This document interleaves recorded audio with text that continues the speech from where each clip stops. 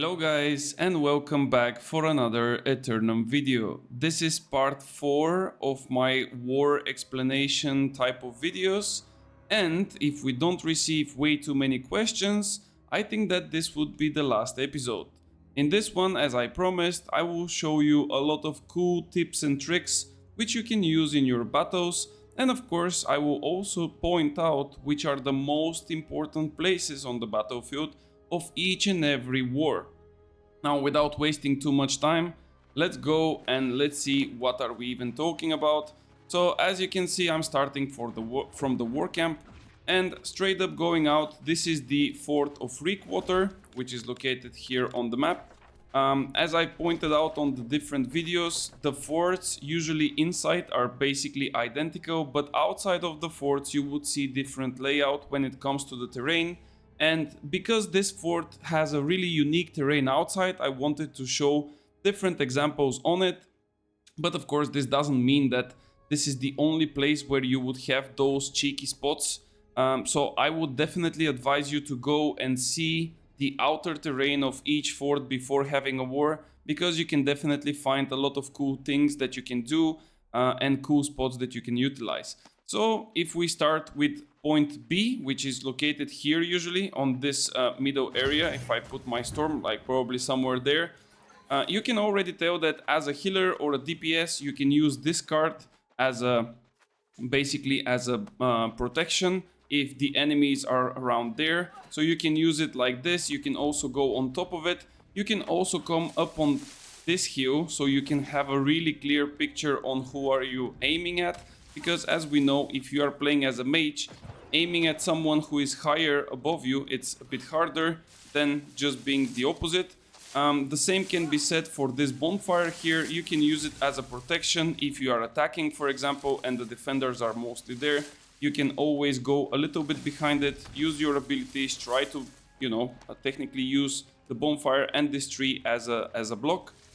And of course also this fence, which can be used in both ways. You can, if you are a defender and let's say you are a healer, you can definitely just throw your heals, hide behind this. You would not be able to get hit so easily. Then you can again do the same. You can also go on top of this card. Of course, if you go on top of the card, either this one or that one there, you are becoming a priority for someone who is ranged, but this would take at least a couple of seconds. So in those seconds, you can definitely feel free to cast your abilities, to cast your heals, and this is basically enough time. And the same can be said for this side here, because this cubby or a tent can also be used as a higher ground. Now, if a melee wants to push you away, even if they see you, they have to somehow come and push you away. So if they come, you would see them going up. You can definitely respect that or just jump away. Or if you are really smart and you want to throw them even more, if you play with rapier, you can heavy attack them as soon as they get up, and this would basically push them back, so they would drop down again and they would have to do the same thing over again. So this would generate a lot of aggro towards you, because they would really want to kill you after this, but this is just one of the cheeky ways.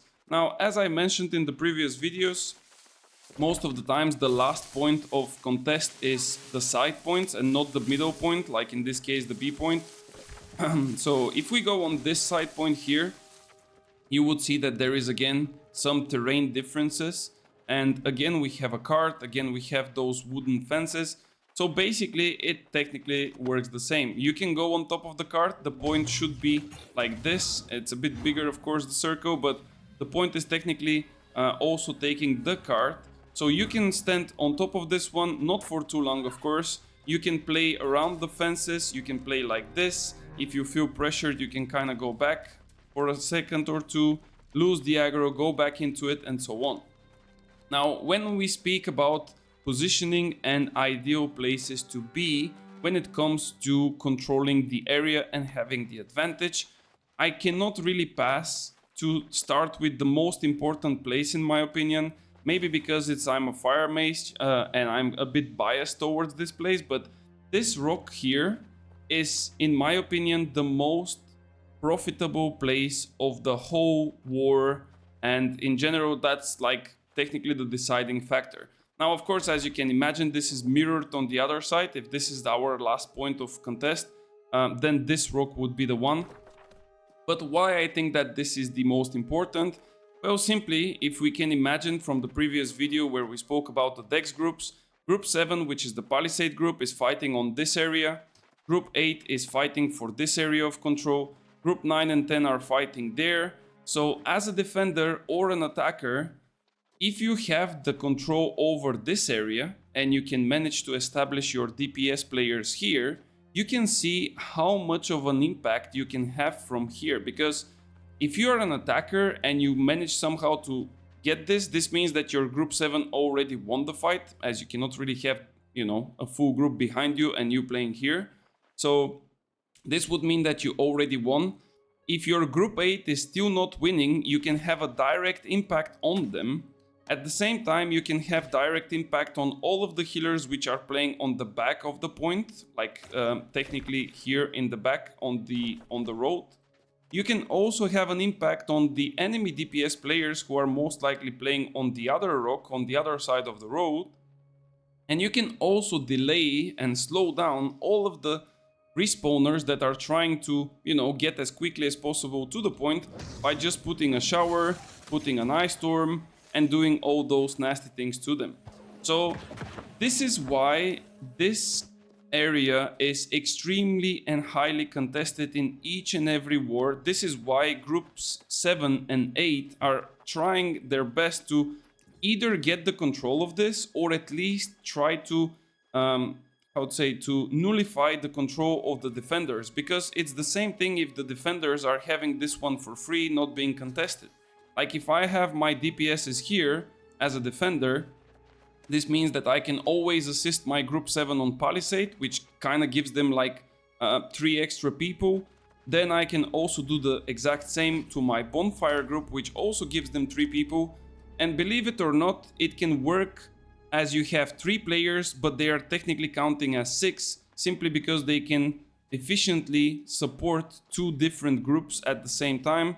And this is just really big value. Now, if we go to the other side, on the deck side, if we speak about the DPS, ideally, this is really hard to contest as an attacker, but ideally the DPSs are also trying to play with the dex groups. Let's say that we are the defending side. So my dex groups will be located here, and they would be playing to establish pressure and proceed forward if they can. So as a DPS, you would be playing around here. And then, of course, if you get a Q or 2, the reason is just because you can turn your camera and you are already looking at the point and you can already do some value. But yeah, those are the outside places that I would basically think that they're extremely valuable. Of course, this doesn't necessarily mean that winning a small piece of land, let's say around the bonfire, or winning a small piece of land on the deck side and so on, is not an ideal situation. Of course, if groups 9 and 10 of the attackers can manage to push the defenders up on this rock, they are completely limiting their options, and they have to basically play extremely defensive. They cannot really help the point anymore. They have to look for those attackers coming into them. So, of course, this is, again, extremely important. But in my opinion, and again, I could be biased, this is the most important place of the whole map when we are speaking about the outside fight of each and every war. Now, going to the inside, it's going to be a bit more interesting. Mostly I will show you specific places and ways to get to those places, because in my opinion the fort fight is not only about numbers. It's not about I hit more damage so I basically should win. It's all about making your enemy split, making different picks of kills, or even not even kills, but like pushing the enemy on the wrong side of the map, and then eventually getting more control on the point for a couple of seconds. Because at the end of the day, guys, you just need one person more on the point, and then I think it's around 30 seconds or 40 seconds, you are basically winning the match. So, as we know, there are 4 respawn points. This is the front one, this is the back one, and then it's mirrored on the other side. If you are an attacker and you want to establish control as quickly as possible, you want to get into those places. Now, of course, you don't want to run the whole way from the entry up to here, so you can go to the stairs and so on. You want to cut as much as possible your path to the designed place that you want to go and play, because if you are not cutting your path, you're just wasting time. So as soon as you enter from here, you can definitely jump on those boxes and you are already up, and then you can jump from here and you are on the top side of the fort. Now, of course, if you don't need to play on the top side, you can just proceed to go around this place. But again, this depends mostly on the classes that we are talking about. Now, because the melee classes like bruisers, IGVGs, and probably the tanks are of course focused on the point, I would not really refer to them, but the ideal classes that I'm talking about are the dex groups, which are playing mostly on the top side of this area, and then the other two dex groups which are playing on the back side, on the back left and the back right. So those are the classes that I'm talking about. Now, at first, if we want to get the quickest path to up there, as I show you, the one way is from here, but there is another one which is a bit more risky, as it kind of requires you to make a specific jump. If you enter from the right side, instead of going through all those stairs and just coming back in here, you can simply jump on this box here and then make a double jump up here, and you are already having an extremely nice view. As a range player, that's pretty much your wet dream, because from here, all of your enemies have to either come by the stairs, either come by there, and you have the clear vision towards that happening. Now, if my group does that and I get the upper ground and I see that my enemy is coming, I can just call that out, put an ice shower like this, and then all of the enemies that are coming up, not only that they will get rooted and slowed here, but they will also get rended, simply because the shower is rending people for 10%. Now, of course, if you have a VG here, you can also imagine that the VG can assist as well by placing an Oblivion and then instantly screaming the frontliners that are coming in first. So this already gives you so much of an advantage over your opponent just by having the positional advantage. That's why it's extremely important to utilize those tools and tricks so you can get those extra steps in the sprint, if we can imagine it that this is a sprint. Now, if we get to the other side of the coin, and let's say that we are getting pressured way too much, so we need to give out our position, we need to go and regroup, we need to completely leave the fort, then as an attacker, instead of jumping outside of the fort and simply starting all over again, you can kind of play around those places and you can hide behind those fences just by crouching here, so the enemy cannot really see you. Now, if you stand, they would still see your nameplate simply because you are standing, but if you crouch behind this, they would not be able to see your nameplate so easily, and since there is no attackers outside, it's really hard for them to spot you. Nobody will be playing on this ballista, so you should not really care. Now, why on the right side and not on the left side? Because if I stay on the left side, for some reason it's a bit more slippery and you're just gonna fall out. So always on the right side, you can definitely hide and then just wait for the next call. And what I mean by next call is when there is a regroup call, most of the groups, if not all of them, will completely leave the fort, and the dex groups, which already got a nice control over the territory, can just start applying pressure so they can tear up the enemy defenses.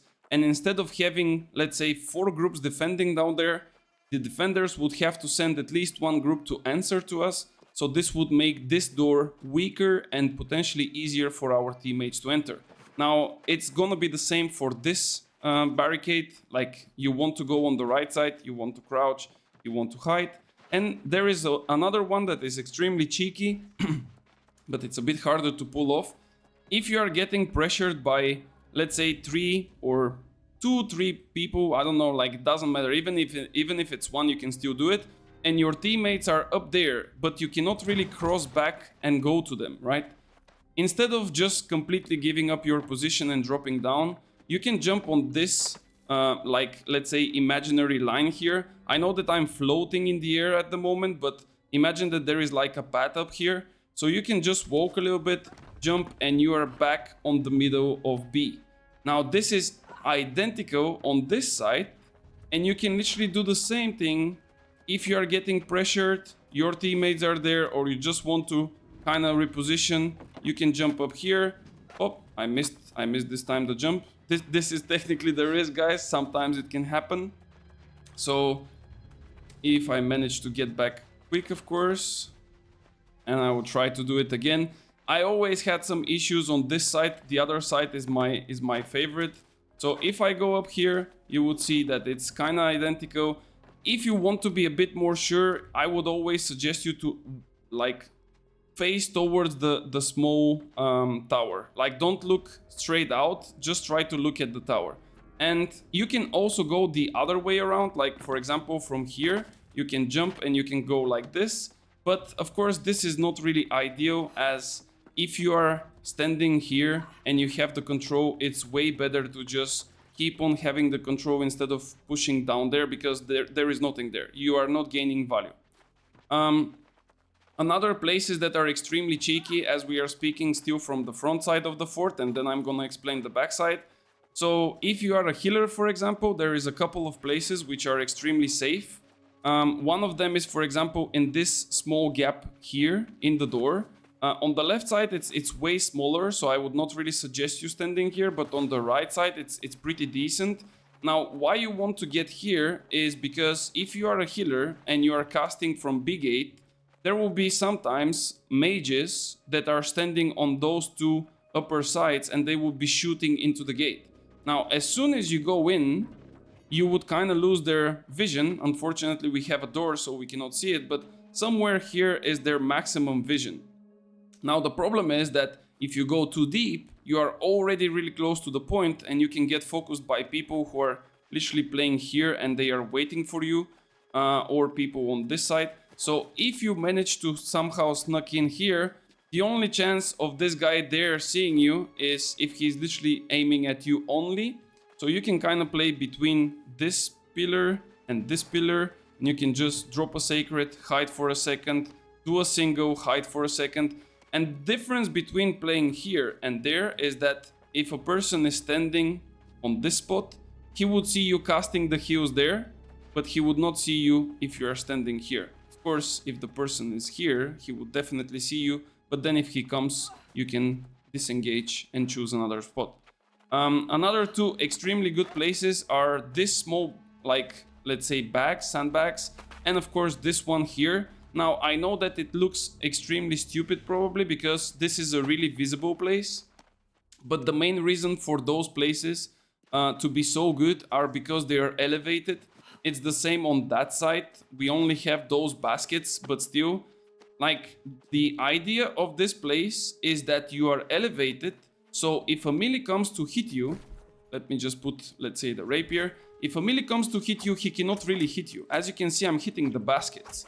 I can kind of aim upwards to hit you if I'm, let's say, with the spear, but this basically, you know, puts the melee in a really bad situation. And for him, ideally to push you out would be to jump with you on top of this basket. And then, of course, if you see it, you can change to rapier, you can push him away, or you can just call it a day, change the position again, go back to, let's say, here, cast for a little bit, and when you see the opportunity, you can go back in. Now, this is basically for the frontal side. There are some other cheeky spots like this one, for example, but here it's a bit more tricky because you cannot really exit from this place, you cannot really exit from that place, so your only exit is through here, and if they manage to block you in, you are basically a dead person, so I would not really suggest you to go into this one. Of course, in some situations it might work, but in my opinion it's not that safe. And now if we go to the back side, there are a couple more tricks to have. As we are still speaking about healers, I would definitely go with the first one, being, you know, around those dummies. It would definitely benefit you if you are getting chased. So for example, if you get some assassins chasing you, or spears, or whatever kind of weapon that is chasing you with a melee, ideally you want to kite around those dummies. The reason for that is because the melees will sometimes track the dummies instead of you.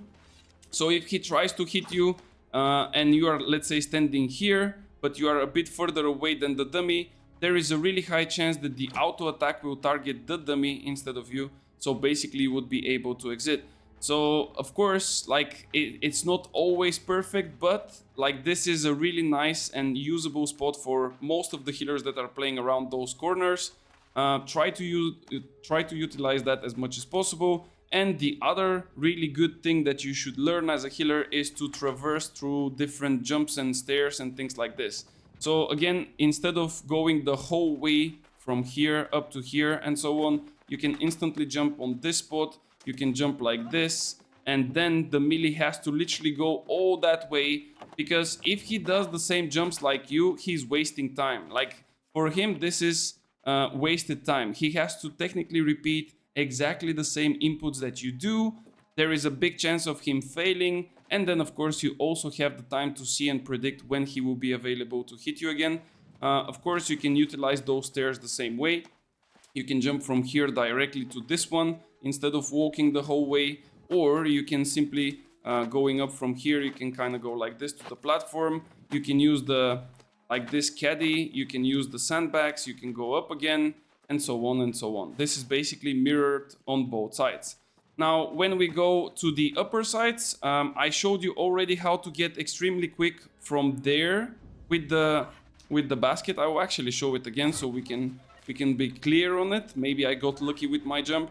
So you see the boxes, you want to go on top of the boxes, then you hold block.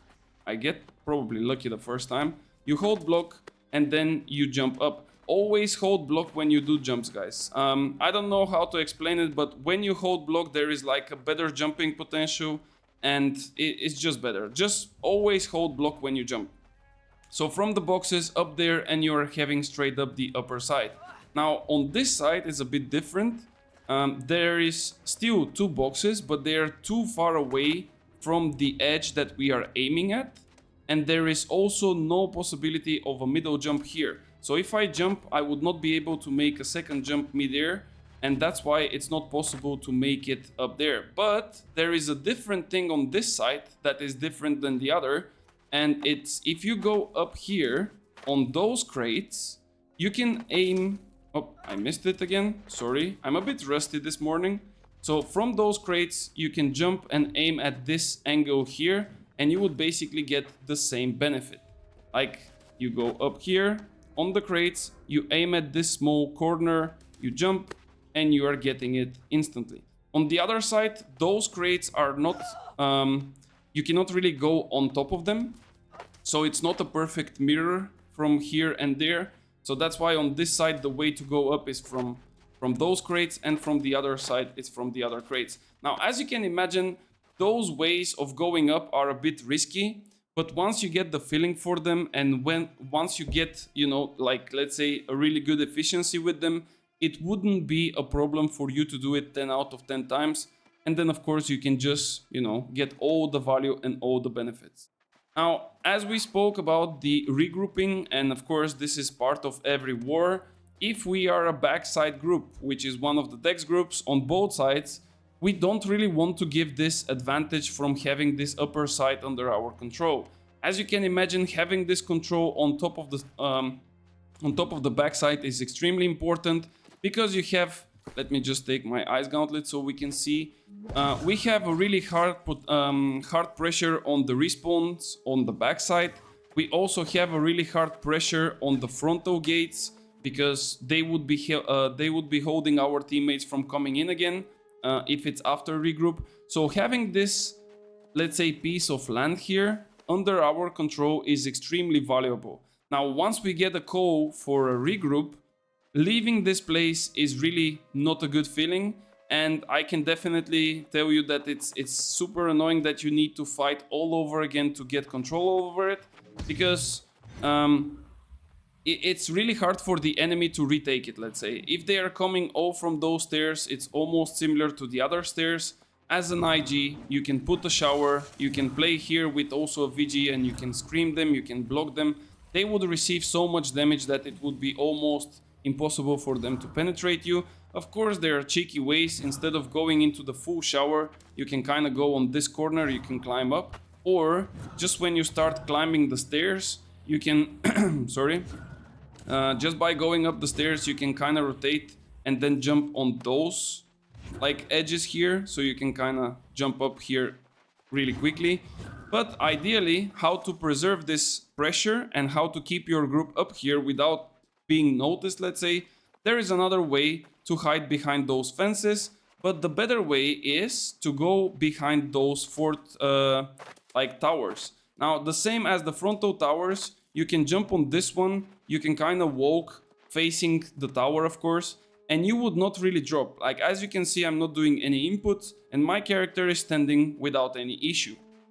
If you want to be even more sure, you can kind of lay down, but the problem is, once you lay down, you cannot really stand up. Now I'm giving an input to jump or to crouch, so I can stand up, but I cannot really stand up. So if you lay down like this, it would be a bit harder for you to manage to get back into the fort. Of course, it's not impossible, but it's just a bit tricky. And if they see you and you are laying down, you are basically a free target for hits. Now, the one way to approach this fort is just from here, as you saw earlier. The other way is to straight up jump from here and do the same thing all over again. Now, as you can imagine, from both sides, you can kind of get back and pretty much preserve the same spot. And maybe the last thing that I would probably advise you guys, if you play as a ranged DPS, which I'm currently showing best locations for a DPS or probably a healer, if you play for a ranged DPS, guys, try to always have the value from the higher grounds. Either that be from the backside, either that be from the front side. When you have the higher ground, you always have an advantage over your opponents, because it's extremely hard to place your abilities on the correct locations where you want them to be if you want to shoot at your enemies. Your fireball has to hit exactly on the person's head in order to make damage, instead of just next to him on the floor. For the pillar and for the meteor, it's the same thing unless you are using the aim lock. And always when you see that let's say the pressure on the point is getting higher and higher, let's say around 50-60%, try to focus mainly around those key points here, around the stairs, in the backside, which is called the dead zone, and maybe here this platform, because those are the most common places where the enemy healers will be playing, if they are defending, of course. So if you want to get the highest value, look around those places. If you play Ice Gauntlet, try to isolate them with showers like this, or shower on the stair, or coming even here, placing a shower and then trying to run away up, because if you stay for too long there, probably respawners or other people would see you and they would try to punish you. And if you play here, the chances are way smaller. So that's basically it, guys. I hope that you enjoyed those series. In total, we ended up with 4 episodes. I tried to summarize as best as I can all of the information. And again, this is just basic stuff. Of course, there is way more details, but I cannot really summarize something that I've learned in the last 4 years in a matter of, I don't know, like 4 episodes. So that's why, if you have any questions, if you have any doubts about something, or you think simply that I miss something that's extremely important and crucial, please let me know in the comments, or even better, join the Discord community where we can discuss those things on a daily basis. As always, thank you so much for watching, guys, and I hope to see you in the next video.